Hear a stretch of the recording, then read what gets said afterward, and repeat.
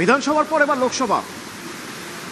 বেসুরোরা জোট বাঁধছেন লোকসভায়, এই প্রসঙ্গ উঠছে লোকসভায়। তৃণমূলের বেসুরোদের আলাদা ব্লক, বেসুরোদের একজোট করতে উদ্যোগী 2 সাংসদ।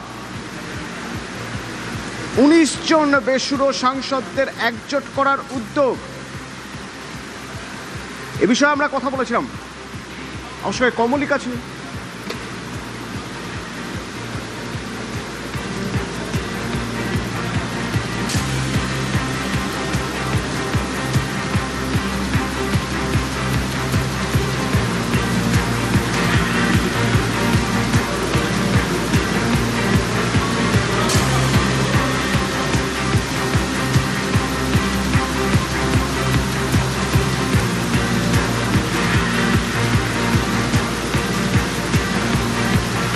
আমরা দেখেছি বিধানসভায় তৃণমূলের বেসুরোরা তারা জোট বেঁধেছেন। তারা ঋতব্রত বন্দ্যোপাধ্যায়কে বিরোধী দলনেতা হিসেবে বেছে নিয়েছেন। সেই একই ছবি লোকসভায়। বিধানসভার পর এবার লোকসভায় জোট বাঁধছেন তৃণমূল বেসুরোরা। লোকসভায় তৃণমূলের বেসুরোদের আলাদা ব্লক এবং বেসুরো যাদের মতের মিল হচ্ছে না শীর্ষ নেতৃত্বের সঙ্গে, তাদের আলাদা করতে উদ্যোগী হয়েছেন 2 সাংসদ।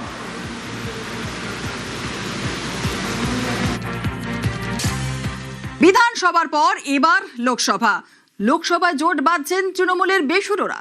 লোকসভায় তৃণমূলের বেসুরোদের আলাদা ব্লক আর বেসুরোদের একজোট করতে উদ্যোগী 2 সাংসদ। 19 জন বেসুরো সাংসদদের একজোট করার উদ্যোগ। এবার লোকসভাতে বেসুরোরা একজোট হওয়া শুরু করেছে, যেটা আমাদের কাছে খবর আসছে, এবং এই একজোট হওয়ার পেছনে 2 সাংসদ রয়েছে। 2 সাংসদ ইতিমধ্যেই বিভিন্ন অন্যান্য যারা সাংসদ রয়েছে তাদের সঙ্গে কথা বলছে এবং সামনের সপ্তাহেই একটা কোনো ঘোষণা বা সামনের সপ্তাহেই তারা কোনো একটা পদক্ষেপ নিতে পারে, যেটা আমরা জানতে পারছি। এবং আমরা একবার মনে করিয়ে দিই যে তৃণমূল কংগ্রেসের 2024-এ তখন যারা জেতে লোকসভায় তাদের 29 জন এমপি তারা পেয়েছিলেন। তার মধ্যে বসিরহাটের একজন এমপি তিনি মারা যান, ফলে এখন 28 জন এমপি রয়েছে এবং এই 28 জনের এমপির মধ্যে যদি 2/3 দেখতে হয় তাহলে 19 জন এমপি যদি একসাথে হন এবং তারা একজোট বেঁধে তারা যদি অধ্যক্ষর কাছে গিয়ে এই চিঠি দেন যে তারা অভিষেক বন্দ্যোপাধ্যায়কে লোকসভা দলের দলনেতা মনে করছে না এবং তাদের দলনেতা বদলে দেওয়া হোক, সেই জায়গা থেকে দাঁড়িয়ে কিন্তু লোকসভাতেও একই পরিস্থিতি হতে পারে যা বিধানসভায় হয়েছে। এবং 2 সাংসদ, তার মধ্যে একজন বেসুরো হয়ে ইতিমধ্যেই ফেসবুক এবং অন্যান্য জায়গায় পোস্ট করতে শুরু করেছেন, কয়েকটা পদ ছেড়ে দিয়েছেন। এবং আরও একজন সাংসদ তিনি এই 2 এই বিষয়ে রয়েছে, যদিও এই সমস্ত বিষয়টা তারা কেউই মুখ খুলতে চাইছে না, কিন্তু 2 খুবই নামকরা। একজন সাংসদ খুবই বর্ষিয়ান সাংসদ, অন্যজন সাংসদ নতুন সাংসদ কিন্তু খুব নামকরা সাংসদ, এমনটাই আমরা জানতে পাচ্ছি। একেবারে কমলিকার সঙ্গে থাকো। আর আমাদের অপর প্রতিনিধি অর্থাৎ আবির ঘোষাল রয়েছে, সরাসরি আবিরের কাছে চলে যাব। আবির, লোকসভায় কবের মধ্যে তাহলে বেসুরোরা একদল হবে? দেখো, কমলিকাদি যেটা বলছিল সেটা একেবারেই আলোচনার প্রক্রিয়া শুরু হয়ে গিয়েছে এবং ইতিমধ্যে দিল্লিতে রাজনৈতিক মহলে গোটা বিষয়টিকে নিয়ে শোরগোল পড়েও গেছে। গত 2 দিন ধরে যে সংসদীয় দলের মধ্যে আভ্যন্তরীণ যে একটা দূরত্ব তৈরি হয়ে গিয়েছে, এই বিষয়টি তৃণমূলের শীর্ষ নেতৃত্বের কানেও পৌঁছেছে, যদিও তারা এই বিষয় নিয়ে সরাসরি কোনো মন্তব্য করতে চাইছে না বা বলা ভালো, তারা বোঝানোর চেষ্টা করছে যে কোথাও এই ধরনের কোনো ঘটনা ঘটছে না। তবে এখনো পর্যন্ত যা খবর সেটা হচ্ছে যে 8ই জুন কোনো একটি পদক্ষেপ তাদের তরফ থেকে নেওয়া হতে পারে। কিন্তু 8ই জুন কেন তারা এই পদক্ষেপটা নিতে চান, তার কারণ হচ্ছে সেদিনকে INDI এর একটা বৈঠক রয়েছে এবং সূত্রের খবর সেই বৈঠকে মমতা বন্দ্যোপাধ্যায়, অভিষেক বন্দ্যোপাধ্যায় তারা দুজনেই যোগ দেবেন এবং তাদের দলের একাধিক সাংসদদেরকেও তারা সেখানে উপস্থিত থাকতে বলেছেন। এই দিনকে দাঁড়িয়ে যারা বিদ্রোহী সাংসদ হতে চলেছেন তারাও সেদিনকে পাল্টা দলের বিরুদ্ধে গিয়ে তারা সেদিনকে কোনো একটি বৈঠক আলাদা করে তাদের কি বক্তব্য বা তারা কি ধরনের সিদ্ধান্ত গ্রহণ করতে চলেছেন সেটা তারা জানাতে চান। এটা যদি তারা জানাতে পারেন তাহলে জাতীয় রাজনীতিতে তাদের কি বক্তব্য সেটাকে তুলে ধরাটা তাদের পক্ষে অনেকটা সহজ হবে, কারণ প্রচারের আলোতে সেটা থাকবে।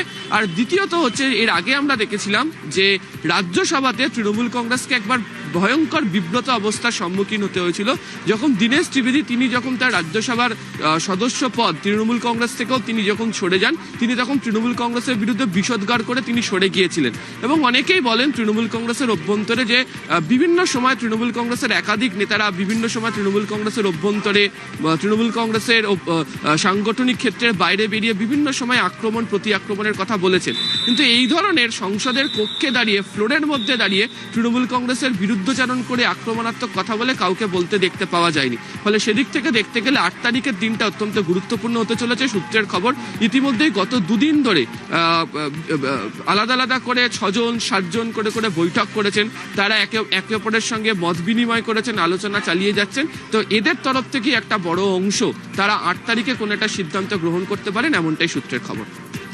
একেবারেই। আর এই বিষয় নিয়ে আমরা সরাসরি কথা বলবো আমাদের প্রতিনিধি মৈত্রেয়ী রয়েছে নয়াদিল্লি থেকে, সরাসরি চলে যাব মৈত্রেয়ীর কাছে। মৈত্রেয়ী, বেসুরোদের এই মুহূর্তে দিল্লিতে ঠিক কতটা তৎপরতা দেখছো?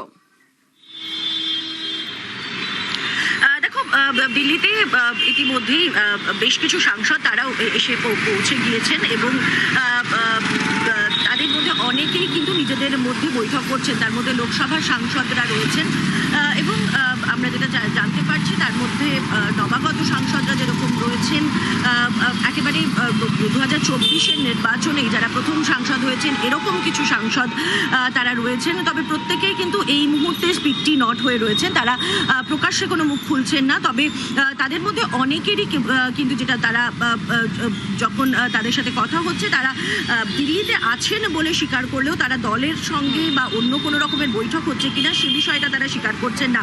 কিন্তু আমরা বিভিন্ন সূত্র মারফত যেটা জানতে পারছি যে তাদের মধ্যে ইতিমধ্যেই কিন্তু বৈঠক চলছে এবং আগামী সপ্তাহে একটা বড়সড় পদক্ষেপের পথে তারা এগোচ্ছেন। ইতিমধ্যেই আমরা যেটা জানতে পারছি যে এক প্রবীণ সাংসদ, এক সিনিয়র সাংসদ, তিনি দিল্লি আসছেন এবং আজকে বিজেপির এক শীর্ষস্থানীয় নেতার সঙ্গে তার বৈঠক হওয়ার কথা রয়েছে, তেমনটাও কিন্তু আমরা সূত্র মারফত জানতে পারছি।